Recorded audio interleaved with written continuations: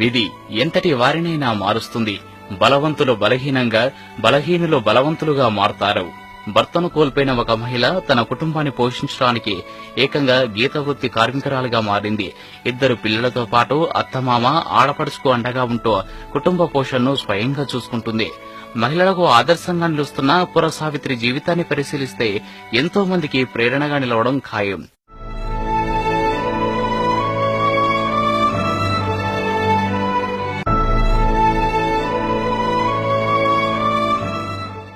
మెదక్ జిల్లాలోని రేగోడు చెందిన సావిత్రి వివాహం 2011లో పుర్ర సాయిగౌడ్తో జరిగింది.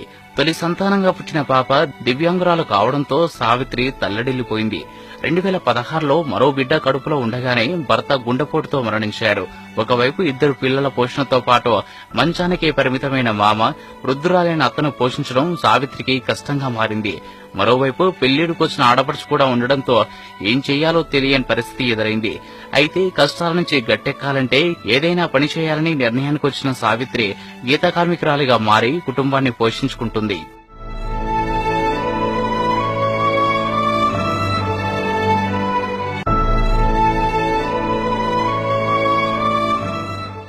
మగవారికి ఎంతో కష్టమైన గీత కార్మిక వృత్తిని ఎంచుకోవద్దని గ్రామస్తులు చెప్పినా సావిత్రి వెనకడుగు వేయలేదు.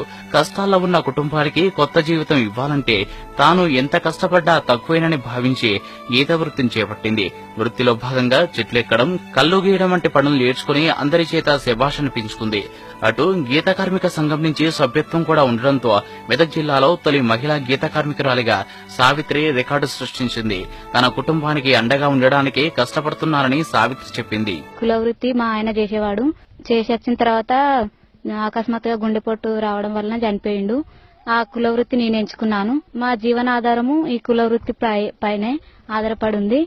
నాకు 2 పిల్లలు ఉన్నారు. మా పాప 4 years ఉంటది. పుట్టడమే అంగవైకల్యంతో పుట్టింది. మా మామయ్య కూడా 12 ఏళ్ల నుంచి పక్షవాతం వచ్చి మంచం నుంచి లేవలేని పరిస్థితి. మాకు ఆర్థిక సాయం ప్రభుత్వం నుంచే ఏదైనా ఆర్థిక సాయం చేస్తే బాగుంటుంది. జీవితంలో ఎన్నో కష్టాలు ఎదురైనా వాటిని అధిగమిస్తూ కుటుంబాన్ని పోషిస్తున్న సావిత్రి ఎంతో మందికి ప్రేరణగా నిలుస్తుందని గ్రామస్తులు మెచ్చుకుంటున్నారు. నేటి మహిళలకు సావిత్రి జీవితం ఆదర్శమని చెప్తున్నారు. అకస్మాత్తుగా గుండెపోటు వచ్చి మరణించిండు. అప్పటి నుండి వాళ్ళకు జీవనోపాధి కుల వృత్తిపై ఆధారపడి ఉన్నది. అది లేక అమ్మాయి మా కోడలు సావిత్రి, ఆమె ఏదో ఈత చెట్లు నేర్చుకుని గీసుడు చేసుడు నేర్చుకుని ఈరోజు వాళ్ళ జీవనోపాధి దాని మీద ఆధారపడి కళ్ళు గీసి కళ్ళు తీసుకొచ్చి అమ్ముకుంటూ బతుకుతున్నారు. కుమారుడు 9 నెలల పిల్లాడున్నాడు. వాళ్ళకు ప్రభుత్వం ఏదైనా సహకరించి ఏదైనా వాళ్ళు చూసి చేస్తే బాగుంటుందని ఆశిస్తున్నాం. గీయడం వల్ల ఆయనకు గీసి ఇంటికి పోయిన తర్వాత గుండెపోటుతో చనిపోవడం జరిగింది.